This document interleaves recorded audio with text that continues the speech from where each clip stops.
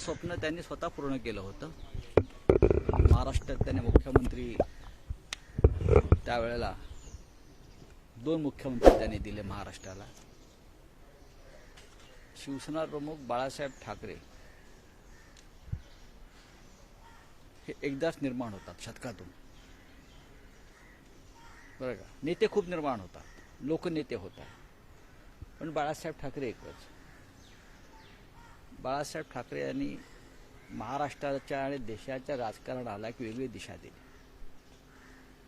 आज जे काँग्रेसचं हे त्यांचं एक तेव्हा स्वप्न होतं की काँग्रेसला आम्ही या राज्यातून खतम करू. ती एक मुवमेंट होती, चळवळ होती. तर त्याचं नेतृत्व बाळासाहेब ठाकरेंनी केलं. ठीक आहे, अनेक राजकीय पक्ष होते लढणारे विरोधी पक्षात, पण हिंदुत्वाची जी लाट निर्माण केली हिंदुत्वाची, त्याचं श्रेय हे बाळासाहेब ठाकरे यांनाच द्यावं लागेल.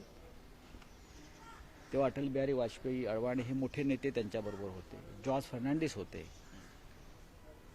आणि बाळासाहेब ठाकरे यांचं स्मरण हे महाराष्ट्राला कायम ठेवावंच लागेल. कारण मराठी माणसाला गर्वानं त्यांनी बोलायला शिकवलं, मी मराठी आहे.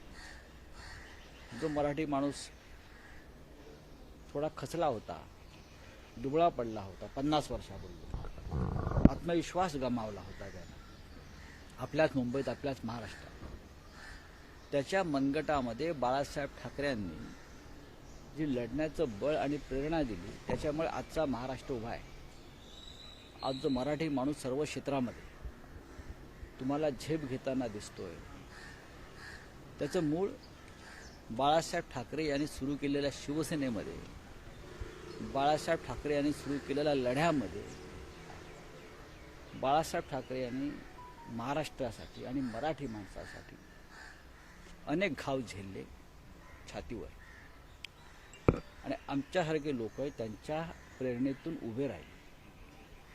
आजही माझ्यासारखा माणूस त्यांचं स्मरण झालं नाही असं एकही दिवस जात नाही. तर आम्हाला त्यांनी घडवलं आहे. आणि यापुढेही अनेक शतक मराठी माणूस त्यांचं स्मरण करत राहील. कारण बाळासाहेब ठाकरे होते म्हणून आज आम्ही आहोत. सर, एक गोष्ट काँग्रेसला संपवण्यासाठी बाळासाहेब ठाकरे सगळ्यात आधी होते, त्या लीडर सुरुवात त्यांनी केली. तो काळ वेगळा होता, तुम्ही त्याच्याशी आजचं हे करू नका. तो काळ वेगळा होता. तेव्हा ती एक चळवळ वेगळी होती. महाराष्ट्रातून त्यांनी सांगितलं होतं की मी या महाराष्ट्रामध्ये शिवसेनेचा मुख्यमंत्री करून दाखवेन. आणि त्यासाठी अर्थात सत्तेवर काँग्रेस होती राजकारणामध्ये, आणि त्यांनी ते करून दाखवलं. त्यांनी मनोहर जोशी, त्यानंतर नारायण राणे हे दोन्ही मुख्यमंत्री शिवसेनेचे होते.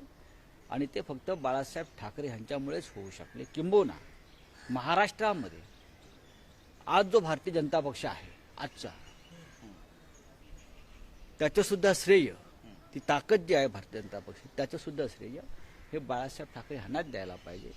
जर शिवसेनेने युती केली नसती तर ग्रामीण भागामध्ये भारतीय जनता पक्ष आज जो दिसतो वाढलेला, तो दिसला नसता. हे सत्य भाजपचे सहकारी पण स्वीकारते. राहुल सर, एक बनाने वाले की बात नहीं कही. महाराष्ट्र में भारतीय जनता पार्टी को गांव-गांव में पहुंचाने वाले बालासाहेब ठाकरे हैं. क्योंकि महाराष्ट्र में उस वक्त बीजेपी नहीं थी, शिवसेना ही थी.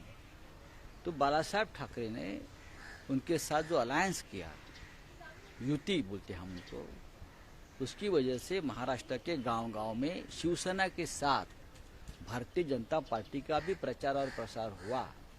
और हमारे लिए उस वक्त गर्व की बात थी कि हम सब लोग गर्व से कहो हम हिंदू हैं, इस नारे से एक साथ आए थे. लेकिन फिर भी बालासाहेब ठाकरे हमें याद रहेंगे महाराष्ट्र में. वो मराठी माणूस, मराठी अस्मिता को जो ताकत, जो तेज, जो ग्लैमर दिया है, वो बालासाहेब ठाकरे ने दिया. रीजनल पार्टी की पॉलिटिक्स इस देश में जो चल रही है, उनके कर्ता धर्ता, उनके निर्माता वो बालासाहेब ठाकरे है और कोई नहीं. पण भाजप वारंवार आरोप करते आणि हिंदुत्वावर सुद्धा प्रश्न उपस्थित करते. हिंदू हृदय सम्राट इस देश में और विश्व में वीर सावरकर और बाद में बाला साहेब ठाकरे, उनको ही मैं मानता हूँ. सर, भाजप वारंवार हिंदुत्वावरती प्रश्न उपस्थित करते. हा. भाजप वारंवार हिंदुत्वावरती शिवसेनेच्या बघा, हिंदुत्वावरती- भारतीय जनता पक्षानं कोणते प्रश्न निर्माण करू नये.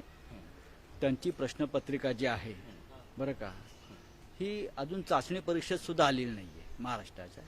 राऊतचा एक फक्त प्रश्न आहे. आजचा जो सोहळा आहे त्याच्यात सगळीच मंडळी जी एकत्र येतात, हेच खरं तर महाराष्ट्राचं राजकारण होतं. सर्व पक्ष एकत्र बाळासाहेब ठाकरे सगळ्यांचे होते.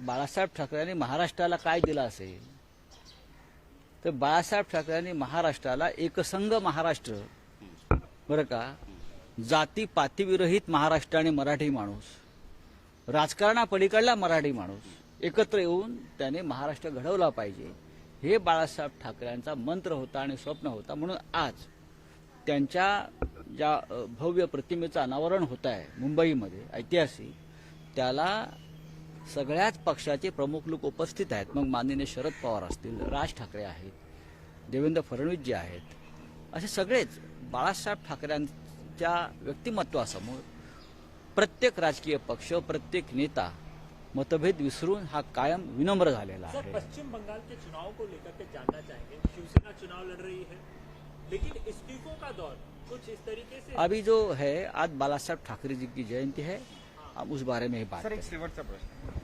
बाळासाहेब सगळ्यात जास्त कधी आठवतात? मला बाळासाहेब ठाकरे रोज आठवतात. असं आहे की मी रोज सामना काढतो त्यांच्याबरोबर. मी सगळ्याधिक काम केलेला माणूस आहे. बाळासाहेब ठाकरेंबरोबर मी सलग 30 वर्ष काम केलं आहे, जवळून काम केलं. त्यांचा माझा रोजचा सहवास होता, त्यांचं माझं रोजचं बोलणं होतं. त्यांनी माझ्यावरती खूप प्रेमही केलेलं आहे, बरं का.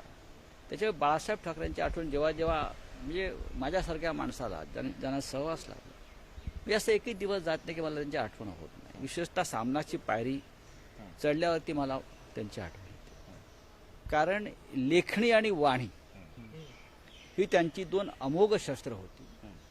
लेखणी आणि वाणीतून सत्ता परिवर्तन करणारे बाळासाहेब ठाकरे हे एकच. आणि आम्ही तो वारसा पुढे घेऊन जात आहोत. आजही आम्ही जो सामना, तो मार्मिक आणि बाकी सगळी त्यांची जी हत्यारे आहेत, ही त्यांना जशी हवी होती तीच धारदार पद्धतीने आम्ही तळपट ठेवलेली आहेत.